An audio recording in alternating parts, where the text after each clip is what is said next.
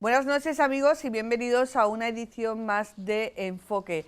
A lo largo de tantos años como llevamos haciendo este programa, hemos constatado que los programas que hablan de Toledo, de la cultura, de su patrimonio y sobre todo de los conocimientos que a partir de las investigaciones están sacando a la luz pues el pasado histórico de Toledo, descubrimos que gustan y gustan mucho a nuestros televidentes. Así que hoy tenemos un programa que es un auténtico regalo, un regalo que empieza en la calle Amador de los Ríos. Vemos nuestro vídeo. Ni hallazgo, ni sorpresa, ni tesoro, sino la constatación de años de investigación científica. La piscina encontrada en las obras de rehabilitación de un edificio ubicado en la esquina entre las calles Alfonso X y Navarro Ledesma no hacen sino confirmar lo que desde hace casi 20 años se lleva investigando por iniciativa del Consorcio de la Ciudad de Toledo, uno de los mayores complejos termales romanos de la península. Todos los solares que se han intervenido en el entorno de Amador de los Ríos forman parte de un único complejo. Es un complejo totalmente ortogonal, esto quiere decir que está tirado, es un complejo realizado mediante ingeniería, con muros totalmente rectos, entonces es fácil hacerse una idea, aunque sea a partir de diversos fragmentos de este complejo, de que nos vamos a encontrar en una zona en concreto, y se está cumpliendo, ¿no? Lo que estamos viendo en este solar más o menos confirma las ideas que teníamos sobre las dimensiones y sobre las características de este complejo. A comienzos del año 2000, el consorcio decidió abordar el estudio y valorización de unos restos balneares romanos que aparecieron en el número 5 de la Plaza de Amador de los Ríos, en el año 1986. Y en el año 2003 se creó el Museo de las Termas y desde entonces las investigaciones y excavaciones han confirmado lo que los arqueólogos como Carmelo Fernández Calvo han ido planteando. Un complejo termal que abarcaría desde la calle Alfonso X, cogiendo toda la Plaza de Amador de los Ríos, la calle San Ginés, donde están las conocidas como Cuevas de Hércules, y que terminaría en el entorno de la calle de la Plata. Hacia el sector de la calle de la Plata, ¿no? En esa zona estaría supuestamente una zona de palestra, una zona de ejercicios gimnásticos, digamos que es como una especie de gran recibidor del complejo, ¿no? Eso estaría como hacia allá, hacia la Plata. En esta zona, por ejemplo, de Amador de los Ríos, lo que parece que es una zona de piscina bastante grande, ¿no? Y luego nos iríamos efectivamente hasta la cabecera, más o menos por donde están los restos de Hacienda, que por cierto esos restos se encontraron en el siglo XVIII. A lo largo de estas casi 2 décadas de investigaciones se han ido constatando estas hipótesis gracias a las excavaciones realizadas, donde se han encontrado restos importantes. Famoso es el sátiro danzante, esculpido en mármol griego, encontrado también en la Plaza Amador de los Ríos. Estamos ante un complejo fundado a mediados del siglo II después de Cristo, que nos habla de la importancia de Toledo en ese momento. Del estudio de los materiales arquitectónicos recuperados, se han encontrado fragmentos cerámicos de fichas de juego, así como restos de revestimiento de mármol en pisos y paredes.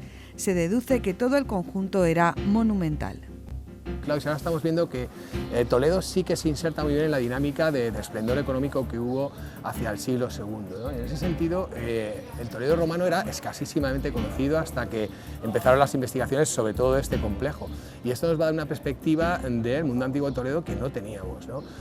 Es un paso más lo que estamos haciendo ahora, excavar uno de los solares donde se encuentra este complejo, pero yo pienso que con el futuro pues, este complejo puede servir un poco como muestreo de lo que sería una ciudad bastante considerable, ¿no? De una entidad considerable hace 2000 años. Las termas romanas eran lugares para el aseo, pero también para las relaciones sociales, el juego o los negocios. Esta piscina se encuentra a 3,5 metros de profundidad desde la cota actual. Por debajo de ellas transcurrían las galerías en las que trabajaba todo el personal que se encargaba del mantenimiento de estas grandes termas públicas.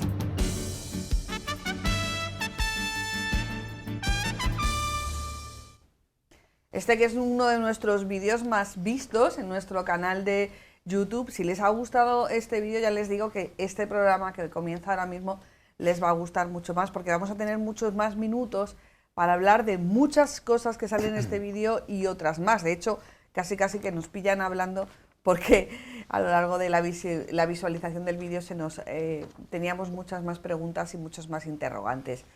Algunos de ellos, creo que no todos, nos los van a responder nuestros invitados. El primero de ellos es Santiago Moreno, que es arqueólogo. le hemos visto en el vídeo. Santiago, buenas tardes. Buenas noches. Bueno, es que Buenos ahora días, como Ana. está el día así, buenas noches, muchísimas gracias. ¿Cómo te has visto? Bien, la verdad que para ser tan improvisado, que yo ni sabía que veníais, pues muy contento con el resultado y con la divulgación de esto. Bueno, porque sabías de lo que hablabas. No vimos ese día a Carmelo por cuestiones personales, pero cada vez que vemos el sátiro danzante nos acordamos de Carmelo Fernández, 20 años excavando en Amador de los Ríos. Carmelo, buenas noches. Buenas noches. Ana. Me imagino que emocionado, ¿no? Sí. Muy buenos recuerdos. Sí.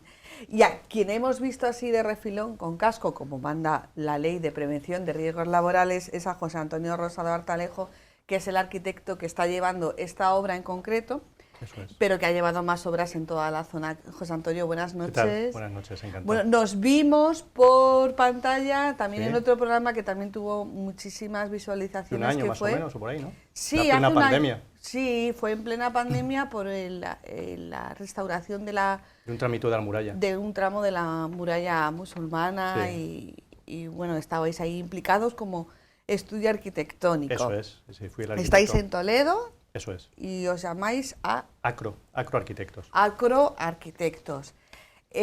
Santiago y Carmelo, bueno, Carmelo lleva 20 años en Toledo excavando en la Plaza Amador de los Ríos y Santiago casi que es un recién llegado a Toledo, que no a la arqueología, porque tienes proyectos abiertos en Almería y creo que también has estado en Ciudad Real, ¿no? Excavando. O lo de Ciudad Real me lo he inventado. Y lo de Ciudad Real te lo has inventado. Ah, vale.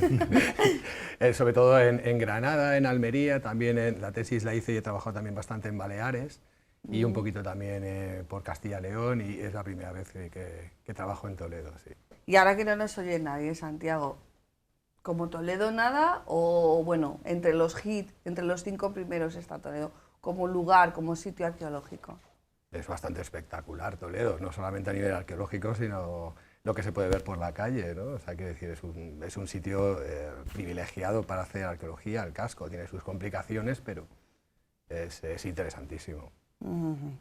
Bueno, decíamos en nuestro vídeo, y también en esto tenemos que mencionar a Soledad Sánchez Chiquito, que es la directora de gestión patrimonial del consorcio, que ha facilitado también mucho este programa. Decíamos al principio de este vídeo que aunque se nos vaya la línea, el titular a hallazgo, tesoro, descubrimiento, no solamente con las piscinas estas que aparecieron, cada vez que aparece algo en Toledo se nos va.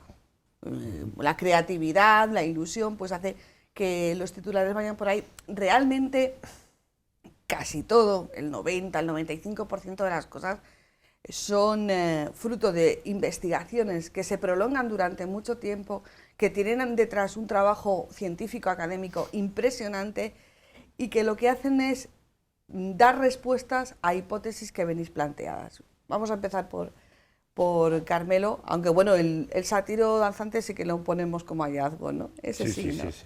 Ese, ¿cómo Un fue hallazgo. aquello, Carmelo? Porque Pues aquello fue mágico. O sea, no aquello no sí hay que, palabras. aquello sí que se lleva el titular, ¿no? Nunca en la carrera profesional de un arqueólogo pues te imaginas que puedes encontrar una pieza de esas características.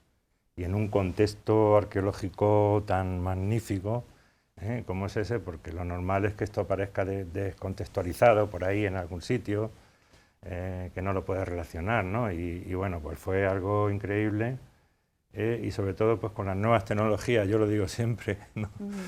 Pues iba apareciendo un trocito de mármol, ¿no? Yo ese día no estaba en la excavación, había una compañera, Gemma Garrido, estuvo allí y bueno, pues estaban ahí con los obreros y se descubría una parte del torso, luego otro poquito más y decíamos, caramba, una estatua, ¿no? De mármol. Será romana, bueno, casi seguro que es romana.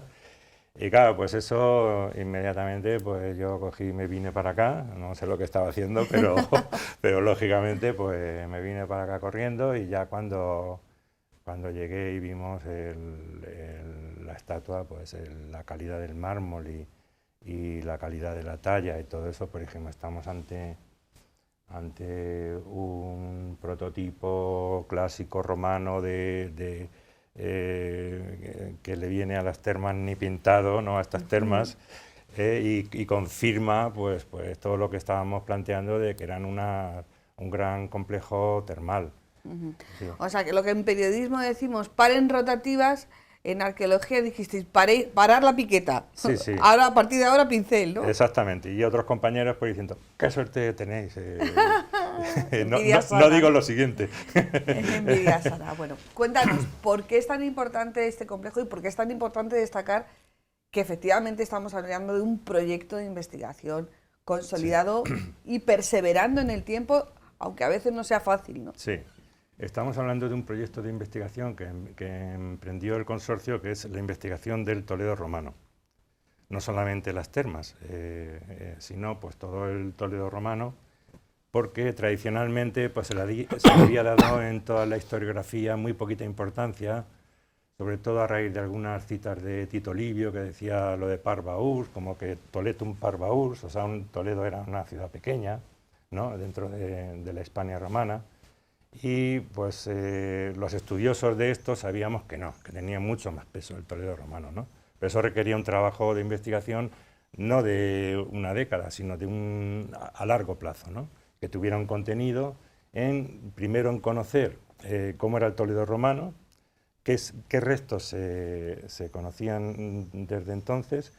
José Antonio trabajó en uno de esos proyectos iniciales en la edición de un monográfico, en una planimetría, sí, sí. Donde se ubicaron todos los restos romanos conocidos hasta esa época en la ciudad, que parece una cosa simple, pero hubo que investigar en qué sótanos había restos, dónde habían aparecido, cuándo, cómo, y aquel trabajo pues fue, digamos, los inicios de todo este proyecto, ¿no? Y ya una vez que se fueron plasmándose en una planimetría del casco todos esos indicios romanos, pues fue cuando ya se diseñó, el consorcio pues comenzó a diseñar pues un plan estratégico para estudiar los restos romanos más importantes. ¿Cuáles eran esos restos que había en el casco más llamativos, más susceptibles de poder excavar e investigar con metodología arqueológica? Pues naturalmente los más visibles en ese momento, que eran las termas romanas, que en su momento no estaba muy claro qué entidad tenía en esas termas, porque había otros restos en Hacienda y en el entorno de la Plaza de Amador de los Ríos, una serie de lo que entonces se denominaban cisternas, que se interpretaban como un complejo hidráulico que venía asociado a toda una tradición historiográfica anterior de la investigación romana de la ciudad, que ponía mucho hincapié en el acueducto romano y ponían a Toledo como un modelo de acueducto sifón y de abastecimiento de agua de una ciudad romana. Esos estudios estaban hechos sobre todo por ingenieros de la época, por Fernández Casado, un notable ingeniero, y todo eso tenía muchísimo peso, digamos, lo de la hidráulica romana, y eso nadie lo podía discutir de ninguna de las maneras, ¿no? Porque era lo que estaba asentado científicamente, ¿no? Y todos estos proyectos pues comenzaron el proyecto de investigación de las termas concretamente, junto con las cuevas de Hércules y otros yacimientos asociados a las termas, que creemos que están asociados a las termas, pues empezó poquito a poco. José Antonio ha sido también partícipe de esas intervenciones, pues a descubrir restos que nos han dado pequeños indicios, que nos han dado claves o confirmaciones de que estábamos ante algo, y me vais a permitir, extraño, ¿no? En la arqueología romana, ¿no? Porque ya estábamos pensando que no eran simplemente canalizaciones, ni un sistema de abastecimiento de agua. No sabíamos exactamente qué es lo que era, y sobre todo teniendo en cuenta que lo que comentabas antes, los proyectos que se hacían hasta entonces, pues era de estar unos en una casa, estar otros en la de enfrente, otro equipo de arqueólogos, y de salir a tomar un café y decir, ¿qué es lo que has encontrado tú? Pues yo no sé qué, pues yo no sé cuánto, pero no lo podíamos relacionar. Los restos incluso en la misma calle, yo recuerdo que cuando nosotros estábamos en Hacienda, en el edificio de Hacienda, había otros compañeros en la calle Alfonso X que luego comentaban, pues sí, estamos excavando un aljibe, parece que hay unos restos romanos, y realmente cuando llegó el consorcio con su programa de investigación del Toledo romano, pues lo primero que empezaron a hacer, cosa muy importante, y yo creo que ha sido la clave del éxito de este proyecto, es establecer un sistema topográfico de documentación de los restos, porque claro, eso te permite situarlos en 3 dimensiones, porque los tenemos a varios niveles, y situarlos perfectamente y de una forma precisa en donde están. Y entonces eso nos permitía, porque claro, alguna gente pues decía, bueno, pues estos restos están y los sitúan en el Palacio del Cardenal Lorenzana o los sitúan en otro sitio, ¿no? Con un margen de error de más o menos 10 metros. Y yo eso lo he visto. Y entonces, pues claro, pues ya a raíz de esos trabajos topográficos y de documentación que lo ha hecho el consorcio, pues hemos tenido pues un conocimiento de la planimetría de la ciudad. O sea que nos situamos entre la zona de Hacienda, la Plaza Amador de los Ríos, la Plaza de los Postes, La plaza. para los toledanos, la zona de Nuncio Viejo, San Ginés, hasta las Cuevas de Hércules, y tal y como nos explicaba el otro día Santiago, tiraríamos hacia la calle de La Plata. Para eso, como tú dices, la labor del consorcio coordinando y de alguna manera haciendo de agente que coordina todo ese trabajo de investigación, pues claro, es fundamental, porque suponemos que los arqueólogos os lleváis bien, ¿no? Pero claro, si vais cada uno por un lado, Claro. pues al final no. Y entonces dices que José Antonio, por ejemplo, contribuyó a hacer la planimetría. O sea, los arquitectos no solamente hacéis casas o las tiráis, sino que hacéis también planimetrías. Sí, eso ¿Cómo fue ese proceso? Porque eso me parece muy interesante, ¿no? Sí, fue un poquito el germen de estudio de este Toledo romano. Ese plano primero que empecé a hacer por encargo del consorcio, porque yo en aquella época estaba colaborando también con el consorcio, fue un poquito de lo que decía Carmelo, como intentar poner en su sitio de manera muy, muy artesanal cada resto romano del que teníamos conocimiento Hacer el mapa, en ese momento. colocar las piezas. Exacto. Colocarlo, fíjate, era absolutamente artesanal porque usamos un plano catastral, que es lo que teníamos. Sobre un plano catastral fuimos ubicando cada resto, cada pieza, una cimentación, un resto de muro, cualquier pieza romana que salió, la fuimos colocando en su parcela catastral de la manera más exacta que podíamos en esa época, que era hace 15 años, y se hizo casi, como un trabajo, te diría, casi muy, muy inicial, casi de fin de carrera, por así decir, porque era muy incipiente. Pero sí es cierto que ese puzzle del cual solo teníamos 3 o 4 piezas, porque claro, ver el plano es súper curioso, porque es una gran superficie de papel con unos restos muy, muy dispersos de lo que conocíamos en aquel momento. Pero sí sirvió de germen para todo lo que ha venido después. Ha venido después que ese plano ya se haga con una metodología topográfica, eso básico. Ya te digo que en aquel momento era un plano muy artesanal. Ahora ya usamos metodología topográfica que nos permite una precisión bárbara. Y sí nos permite ir configurando y contrastando hipótesis. Es decir, lo que el plano inicial te sirve para trazar líneas, ver las trazas urbanas que podía tener el Toledo romano, ver que si teníamos una esquina de un muro aquí, la esquina opuesta podíamos incluso intuir dónde podía estar. Y eso te sirve para hacer hipótesis, que no deja de ser las primeras trazas de las termas romanas, inicialmente fueron hipótesis. Exacto. Que con los trabajos posteriores, que obligatoriamente han de ser poco a poco, porque al final actuamos debajo de casas de particulares en muchos casos. Entonces, sí vamos añadiendo más piececitas a ese puzzle, por así decirlo de manera gráfica. Y esas piezas vienen a confirmar o desmentir, por ahora confirman más que desmienten las hipótesis que vamos tomando. Entonces, estamos completando ese poquito a poco. O sea, que el consorcio actúa como agente promotor de la investigación, de la coordinación académica, como agente integrador de las diferentes patas que que contribuyen en una obra, que son protagonistas de una obra, el arqueólogo, los arquitectos, el propietario, obviamente, que también bueno, pues tiene mucho que decir, Lógico. y luego hablaremos de esto. Y además actúa como agente, bueno, de alguna manera es el que tiene los fondos que le llegan de las diferentes administraciones del Estado y canaliza esos fondos, porque lo que sí que está claro es que estamos hablando no de un gasto, sino de una inversión a medio y largo plazo, y me imagino que hay que convencer a las administraciones, Santiago, hay que hacer ese trabajo de convencer a las administraciones de que hay que invertir en esta cultura, una cultura que a primera vista no se ve, claro. Sí, pero bueno, hay una legislación, ¿no?, que al fin y al cabo el subsuelo de los cascos históricos, como es el Toledo, son archivos, ¿no? Tienen grabada toda una secuencia de evolución de la propia ciudad, ¿no?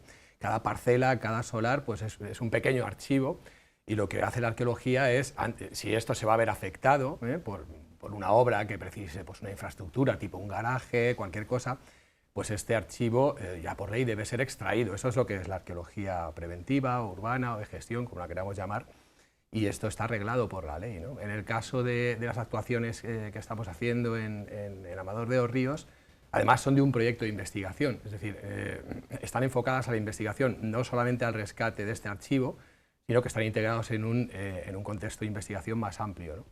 Entonces, digamos, todo esto está consensuado, ¿no?, con el promotor de la obra, con el propietario del edificio y con el equipo técnico de arqueología. Todo está muy coordinado y no hay ningún problema, no hay ninguna fricción aquí, está todo acordado de antemano y yo creo que está funcionando muy bien. En el caso que estoy viendo yo, por lo menos, funciona muy bien. Sí, pero no todas las ciudades tienen una figura como el consorcio. Claro, esa es la cuestión. Que es un modelo Ay, mira, de cómo habéis gestión. saltado los dos. Sí, el arqueólogo y el arquitecto se ponen de acuerdo. Yo, mi opinión, el consorcio en este caso, el consorcio en este caso concreto, la administración es fundamental por una razón. Estamos en un caso de investigación y estamos en un tema de hallazgos de un bien patrimonial. El bien patrimonial es un bien colectivo. Entonces, si la administración no colaborase en poner a la luz o investigar ese bien colectivo, ese deber no puede recaer sobre las espaldas del particular. Con lo cual, si la existencia del consorcio no fuese así, para el particular que tiene eso debajo de su casa se puede convertir en un problema, ¿vale? Es decir, que la existencia del consorcio en este caso es básica porque hace viable una actuación que sin su concurso, sin el concurso de unos fondos públicos, sería inviable. Entonces, eso es, desde mi punto de vista, es básico. Es un bien común para toda la sociedad, para la ciudad de Toledo, porque es una riqueza, pero también es un bien que beneficia al propietario, ¿no, Sí. Carmelo? Sí, porque además es que es un modelo de gestión, yo creo que bastante inteligente. Porque yo he hablado con otros compañeros de otras ciudades de la Hispania romana Que no tienen consorcio. que no tienen consorcio o que lo tienen, pero tienen modelos de gestión Bueno, no todos distintos. los consorcios trabajan igual. No trabajan Hay igual. consorcio en Y las Santiago relaciones entre y- las instituciones, museos, por ejemplo en Mérida, son totalmente distintas. Las atribuciones que tienen unos organismos y otros cambian bastante de una ciudad a otra.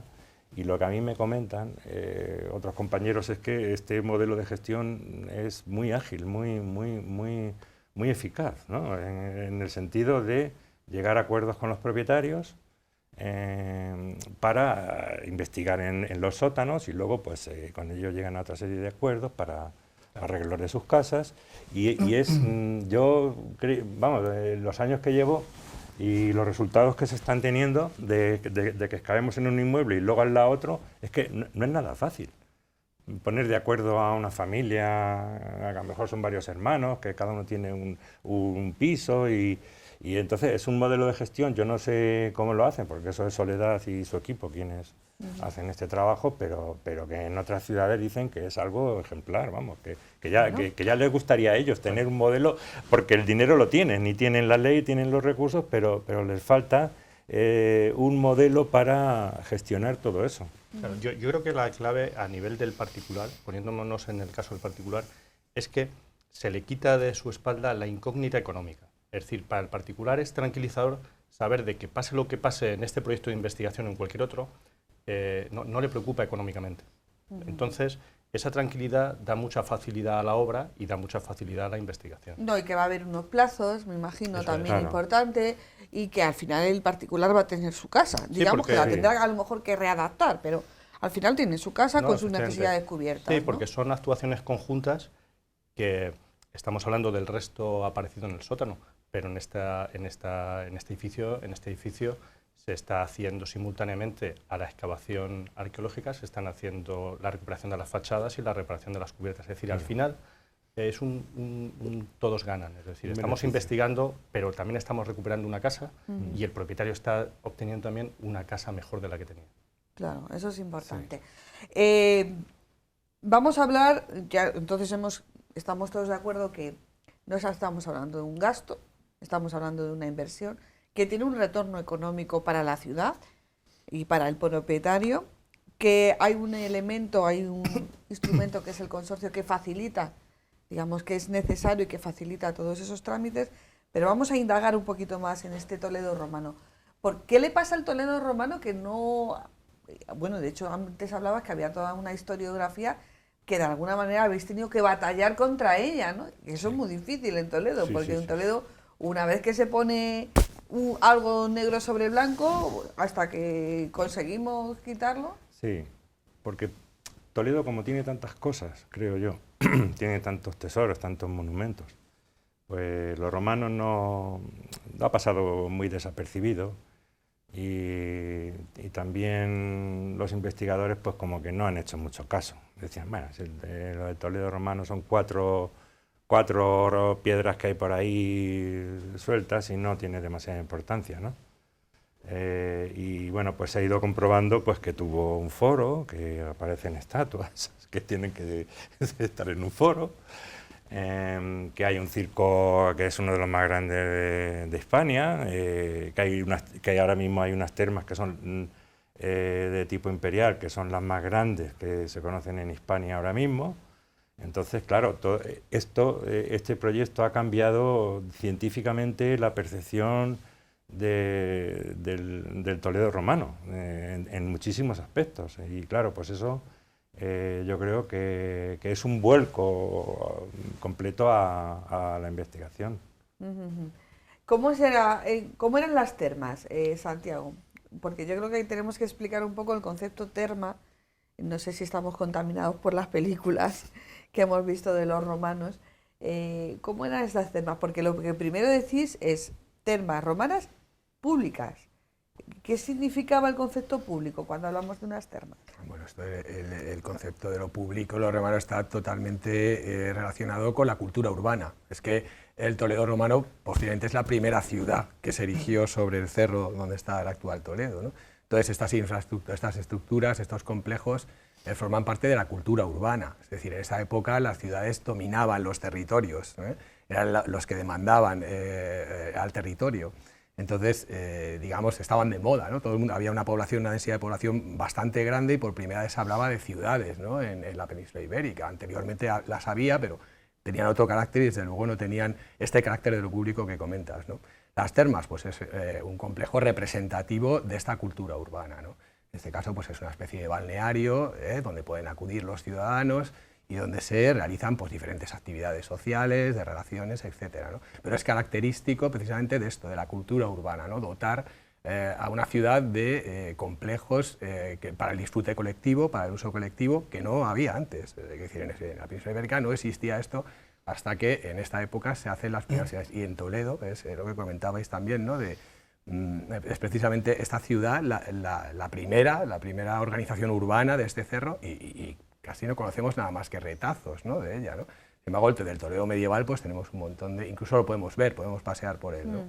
Entonces, las termas, pues es eso, es una parte sustancial de la cultura urbana que se daba en las ciudades, ¿no? ¿Quién iba a las termas? ¿Qué uso se hacía, Carmelo? Las termas eran una necesidad básica para la gente, sobre todo para la gente más humilde, para los plebeyos. Los patricios tenían sus casas con sus baños, pero ellos no tenían la vivienda, era pues una cocina, una cocinita y una habitación para dormir y ya está. Entonces no tenían agua corriente ni nada. O sea, entonces ellos pues tenían que acudir a unos baños públicos. Y eso era algo que poco a poco pues los emperadores romanos se dieron cuenta de que tenía muchísima aceptación. Y ya en la propia Roma, pues desde época de Trajano ya se establecen pues las bases de lo que son unos grandes baños públicos, y ese modelo de las termas de Trajano pues empieza, digamos, a exportar por todo el imperio, ¿no? Porque ya ellos ya habían implementado una serie de innovaciones tecnológicas que les sirve pues como una plantilla ya para eso difundirlo por todo el imperio, porque muy pronto, desde que los baños fueron públicos, en torno al siglo I después de Cristo, el poder romano pues se dio cuenta de que era muy popular, ¿no? Que a la gente le encantaba los baños, y que se pasaban allí casi toda la tarde, de todas las condiciones sociales, y hacían un montón de actividades, y bueno, pues eso gozó de una popularidad tremenda, hasta tal punto de que, por ejemplo, en el siglo I en Roma había unos 200 y pico baños, y en el siglo IV había 900, o sea que la popularidad que alcanzaron fue tremenda. Cuando ya a partir del siglo IV, pues con el cristianismo, pues intentan un poco que se relajen las actividades lúdicas paganas, pues les costó mucho y tuvieron que mantener esa costumbre porque la gente la apreciaba muchísimo. O sea que no solamente era por una necesidad de asearse, de mantener una higiene, sino también porque tenía un componente lúdico, sociable. O sea, cuando lo ha dicho Sí. Santiago, balnearios, o sea, como un resort Sí, ahora mismo. Exactamente, el concepto de voluptas romano es el concepto del deleite, del placer de los sentidos. Entonces ahí se tienen que conjugar todos los sentidos. El agua, el sonido del agua, la belleza del mármol, la luz que entra tamizada por unas vidrieras con colores especiales, los olores de los perfumes, la gente que se está dando un masaje. Es un mundo sensorial que ellos aprecian desde el más rico al más pobre, ¿no? Eso te iba a decir, ¿había categorías, claro, hombres y mujeres juntos? ¿Cómo era? ¿Todos los días abierto? ¿Cómo era esto? Hay mucha contradicción en todo eso, ¿sí? No hay mucho debate, incluso entre los propios romanos había muchísimo debate. Ya desde la República los romanos censuraban mucho la desnudez de los griegos, pues ellos practicaban sobre todo los juegos en la palestra desnudos, y los romanos republicanos decían que eso era una obscenidad, ¿no? Que ellos se tapaban con algunas cositas para estar haciendo ejercicio, porque la idea de ir al baño era, pues como ahora podríamos hacer ejercicio, bañarse y luego darse un masaje y darse unos ungüentos y salir ya perfumado y estupendo pues para salir a cenar, ¿no? Desde allí llevaban sus ropas y las guardaban allí, y cuando salían después con sus amigos. Entonces pues todo ese mundo sensorial y de lujo, le llamaban los palacios del pueblo, pues a la gente le encantaba, ¿no? El poder disfrutar de todo eso, y competían las ciudades por a ver la que tenía el mejor baño. ¿Hombres y mujeres juntos, gratis? Sí. ¿Santiago, gratis? A ver, es como ha dicho Carmelo, todas estas cuestiones son bastante complejas, sobre todo porque tenemos que tener en cuenta que lo que llamamos Imperio Romano abarca una enorme extensión geográfica, y las culturas que absorbieron eran muy diferentes, y estas culturas no fueron reprimidas, fueron adaptadas, ¿no? O sea, es decir, se produce una simbiosis entre la cultura latina estrictamente con la de sitios tan lejanos como Siria o, en este caso, la península ibérica, ¿no? Entonces, en cada sitio hay unas costumbres, cada ciudad es también una pequeña ciudad-estado con sus propias leyes, su propia organización y tal, y yo creo que esto depende un poco de la zona y de las condiciones de cada ciudad, ¿no? Por ejemplo, también sabemos que hay ciudades romanas que sí tenían edificios termales exclusivamente para mujeres, ¿no? Como por ejemplo en Herculano hay termas de masculinas y femeninas, pero luego en otras ciudades de Italia no es así. O sea, que decir, este es un tema heterogéneo que yo creo que dependía un poco de la administración de cada ciudad y de cada región. Y luego, tal y como bueno, las hipótesis van confirmando en vuestras investigaciones, lo que ahora mismo se ve a 3,5 metros sobre el nivel de calle, que son las piscinas, eso sería el nivel de calle en época romana. Estamos hablando del siglo II, ¿verdad? Después de Cristo. Pero luego por debajo había como otras estructuras por donde, digamos, que estaba la maquinaria de las termas. No sé si lo estoy explicando bien, José Antonio, ¿cómo era eso? Yo es que no sé si nos podemos hacer una idea. Sí, Porque además es que son muy grandes. O sea, si lo vemos en un plano de Toledo, desde Hacienda hasta la calle de La Plata, es que son muchos metros. Sí, el edificio en sí de las termas. ¿Era un edificio único o eran varios En edificios? principio la traza es una traza de edificio único. Entonces un edificio único de unas dimensiones muy importantes. No sé, como un centro comercial, ¿no? Sí. Sí. Y más allá del tema de dimensión en la planta, sí es cierto que las termas son en sí mismas edificios con mucha ingeniería detrás. Es decir, las enseñanzas a nivel de construcción y a nivel de tratamiento hidráulico son espectaculares, incluso a nivel de climatización, calefacción. Lo que tenemos en este solar, lo que nos ha salido es la piscina. Es decir, es muy intuitivo porque se ve, no hay que explicar nada. En cuanto se entre a la visita de este yacimiento, se ve la piscina sin ningún tipo de explicación. Pero es que por debajo de esta piscina, que es la parte pública, por así decirlo, de las termas... Mira, nos han facilitado nuestros compañeros un plano. Las piscinas estarían arriba, ¿no? En esa parte de arriba, ¿no? Exacto.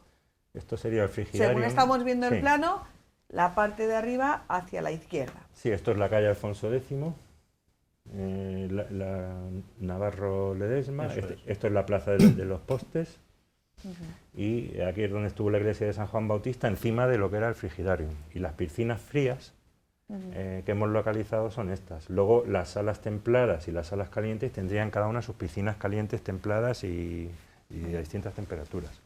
Pues sí, esta es la zona en la que hemos encontrado ahí, que bueno, que este plano es una hipótesis. Lo bueno es que, pues, que se va cumpliendo, ¿no? Que se va encontrando... Sí, eso es.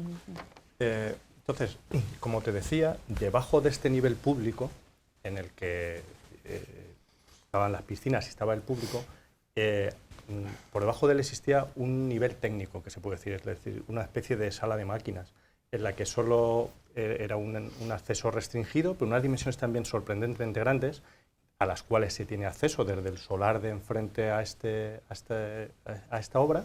Hay un acceso a ese sótano de máquinas o un sótano de mantenimiento de este complejo, en el que es sorprendente, como te digo, la cantidad de conocimiento y de ingeniería que hay de una piscina sobre un espacio hueco que tenemos debajo, y que ese espacio hueco está absolutamente diseñado para dar servicio de climatización, de calefacción, de agua, de desagüe, de todo este complejo. Claro, porque había que meter el agua, Sacar había que sacar el agua, calentarlo. había que calentar el agua, había que mantener una temperatura más o menos cómoda, ¿no? Porque si la gente estaba no ya desnuda o semidesnuda, pues claro, en invierno y en verano, pues... Eso implica meter combustible.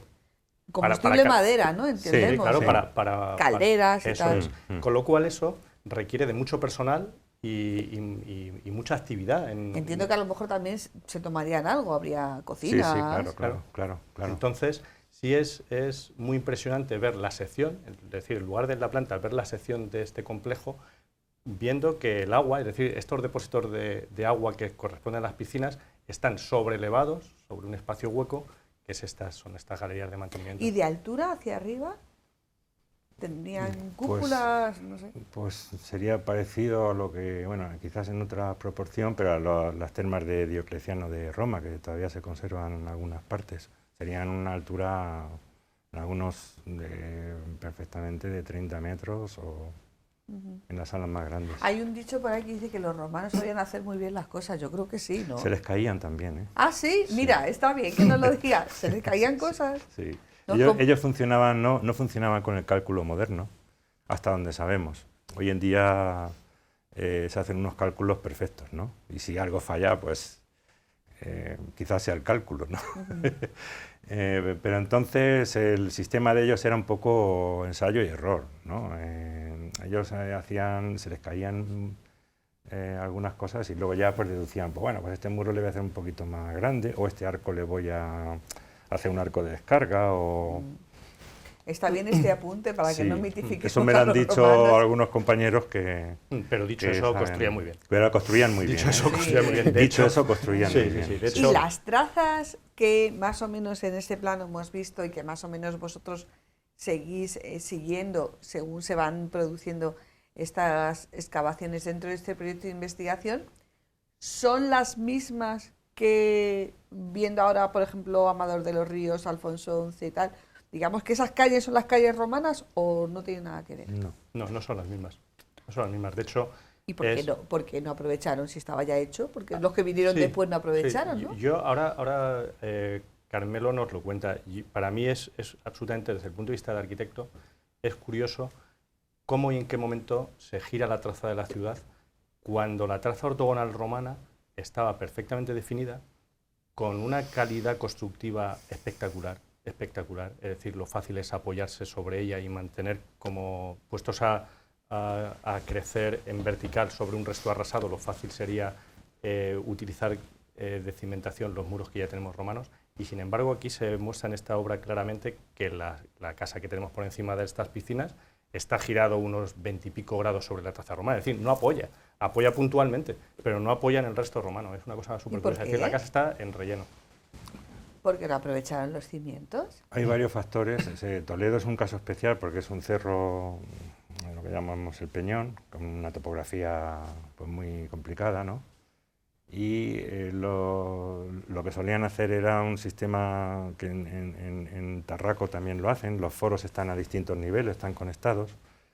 Aquí suponemos que hicieron lo mismo, crearon plataformas artificiales mediante sustrucciones y sistemas parecidos, para crear zonas, digamos, llanas, para poder construir el foro, para poder construir las termas y otros edificios públicos, con lo cual en su día pues tuvieron que amortizar pues un montón de viviendas que hubiera por ahí, porque llegaron y dijeron, bueno, pues esto hay que demolerlo para hacer aquí las termas ahora. O sea, eso era así, ¿no? Y sabemos que funciona en muchos sitios del imperio.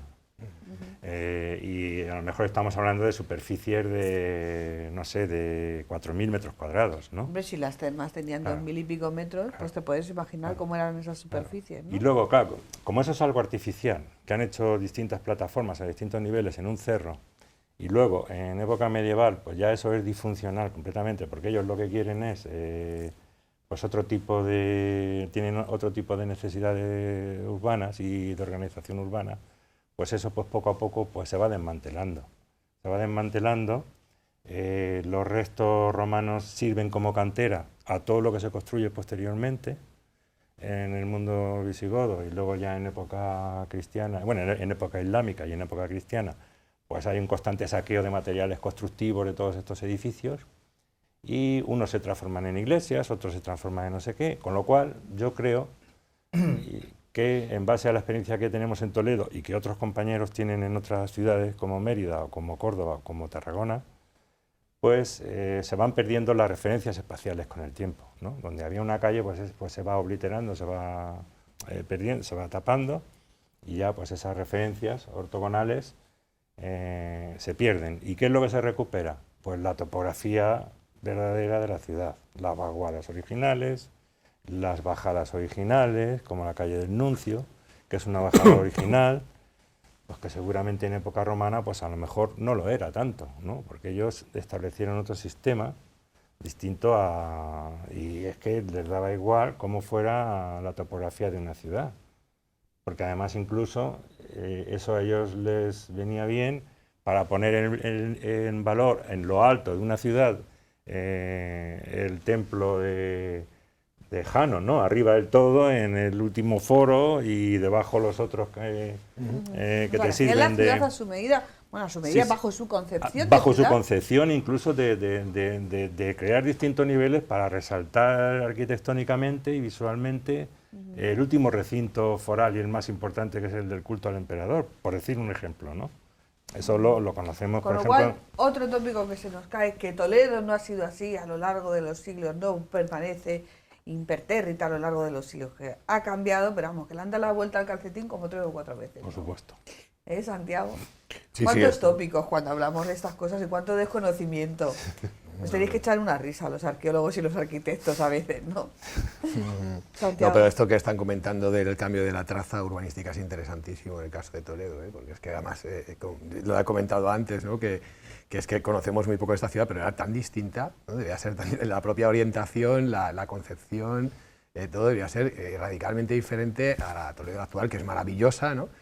Pero que es que efectivamente este cambio de traza arqueológicamente ya lo vemos, ¿no? A partir de comienzos de época musulmana ya hay muros ahí, cimentaciones que ya han cambiado completamente la organización urbana romana, ¿no? Y efectivamente es curiosísimo esto, ¿no? ¿Qué pasa entre el final entre la decadencia total de estas ciudades romanas y la llegada de los musulmanes para que todo cambie? Pues efectivamente, como comentaba Carmelo, todo un proceso de, digamos, reestructuraciones, remociones de terreno, tapado de calles, tal, hasta el punto que ya, digamos, los musulmanes se encuentran algo desorganizado que no les vale para crear su ciudad, ¿no? Entonces es muy interesante este tema, ¿eh? Ellos no tienen el nivel de...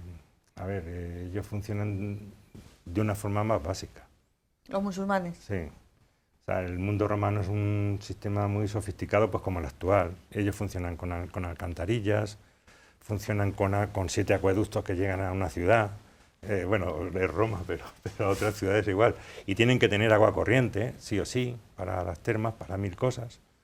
Y tienen que tener a unos empleados públicos que se dediquen al mantenimiento de todo eso. Entonces, cuando desaparece el mundo antiguo, ya tenemos que pensar en otro modelo de ciudad, más básica, donde ya no hay alcantarillado, donde el agua, ya está lo del agua va, sí, ¿no? ¿Sabes? Entonces, eso en el mundo romano es inconcebible, porque esas aguas van a las alcantarillas. Y el agua corriente pues entra en los edificios públicos, en las fuentes y en las letrinas, no a las casas de la gente normal, ¿no? A las villas sí, tenían agua corriente, pero las ínsulas donde vivían, o sea, en los bloques de pisos... Aunque se les caían cosas, José Antonio, los romanos hacían las cosas muy bien. Absolutamente, absolutamente. O sea, eso pueden ser perfectamente no fuente de inspiración, sino fuente de investigación en la arquitectura de las dos cosas. Cuando actúas, en este caso yo te hablo como arquitecto, con estos restos romanos quedas muy empequeñecido. Es decir, te das cuenta de la categoría, del amor por lo bien hecho, de la mentalidad de perdurar en el tiempo. Las piscinas, cuando veáis, es que los morteros de las piscinas, los morteros imperiales de las piscinas están prácticamente intactos, los mármoles están prácticamente intactos, los restos que nos ha salido de alguna moldura. Entonces, ese concepto que yo admiro muchísimo, de hacer las cosas bien, por el mero hecho de hacer las cosas bien y con una visión de perdurar fantástica. Entonces a mí me parece que eso solamente por ese motivo es una enseñanza a nivel arquitectónico y yo creo a nivel general. Bueno, decíais al principio 50 minutos hablando, pues mirad el reloj, nos queda 1 minuto y medio y una última ronda no de preguntas, sino de reflexiones.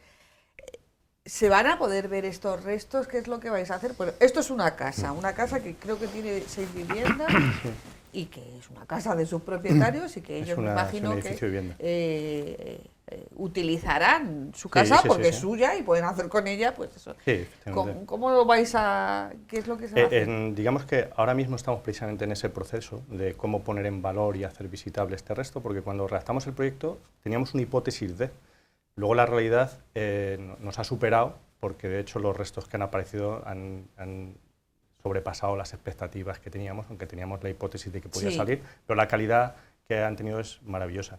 Entonces estamos en este proceso de diseñar la compatibilidad, que va a ser fácil, de que la casa, el edificio vivienda se puede usar absolutamente de manera normal por sus propietarios, pero que también exista una convivencia con la visita a los restos sin entorpecer el funcionamiento normal de la casa y que el resto se pueda visitar. Ya se ha hecho en otros lugares de Toledo, donde apareció el Santino, ahí tiene la gente su vivienda. Y como dice José Antonio, el proyecto inicial pues hubo que modificarlo porque, claro, se vio que era muy importante aquello y que merecía musealizarlo Eso es. Y se replantearon las cosas, claro, pues es que esto va cambiando, no es una cosa estática, ¿no? Que, Sí. que de repente te aparece algo ahí, una pared, o que no sabes lo que es, un muro o otra cosa que dices, bueno, pues esto habrá que ponerlo en valor, claro. Bueno, queda mucho por excavar y Santiago, yo creo que te vas a quedar un tiempecito por aquí, ¿no? Sí, desde luego, lo que haga falta.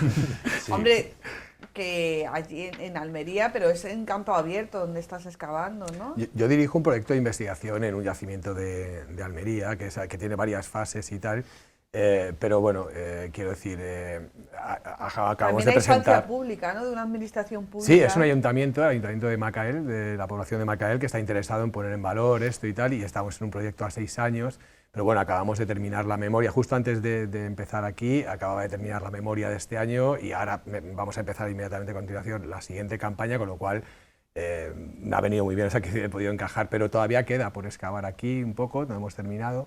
Y también hay que hacer también el trabajo con materiales, trabajo de planimetría, es decir, y luego comenzar una fase de investigación, ¿no? O sea que todavía estamos... Macael es conocida por sus mármoles, ¿no? Sí, efectivamente, es una zona muy rica en mármoles, toda esa zona de la Sierra de Filabres, y este yacimiento de hecho explotó canteras de mármol en la Edad Media, es un yacimiento musulmán que duró como unos 300 años y que estuvieron explotando el mármol, pero anteriormente hubo una ocupación romana, también precisamente, un asentamiento como encastillado, tardío del siglo V, y anteriormente hubo un gran asentamiento que yo creo que fue el más grande, que era neolítico, o sea, que es un cerro ocupado reiteradamente, ¿no? Entonces, bueno, pues es muy interesante, la verdad es que le tengo mucho cariño a ese proyecto, pero la verdad es que se le coge muy fácil cariño también a este otro. No, y que además puede servir también de inspiración y de ejemplo, ¿no? Para Claro. las administraciones públicas que a lo mejor les cuesta, ¿no? Invertir sobre todo a largo plazo e invertir en algo que no tiene resultados así en 2 o 3 meses. Ahora que vivimos tan a corto plazo que queremos que todo esté ya, pues a veces es que hay que perseverar porque luego la recompensa Claro. es mucho mayor. Sí. Pues muchísimas gracias a los tres, a Santiago, a Carmelo y a José Antonio. Placer. A ver si pronto, cuando esté habilitado, podemos bajar Perfecto. con las debidas medidas de seguridad. Hay que convocar a las ninfas casadas con el fuego, Ah, bueno. que es lo que decían en algunas termas en Mileto, ponía una inscripción que para que los baños funcionen hay que convocar a las ninfas casadas con el fuego. Bueno, pues ya me contarás quiénes son y si reúno los requisitos. Muchísimas gracias a los tres y a todos ustedes. Yo creo que ha sido un programa regalo para hablar del pasado de Toledo, pero que también es presente y que también es futuro. Volvemos la semana que viene. Buenas noches.